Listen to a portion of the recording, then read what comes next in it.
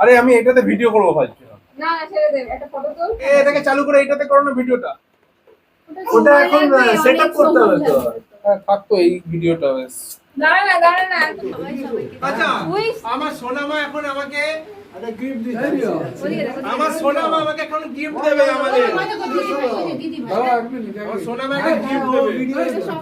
না না আরে ফটো তুলবো। দেখো মন আমাদের গিফট দিচ্ছে। এই দেখো এটা আমাদের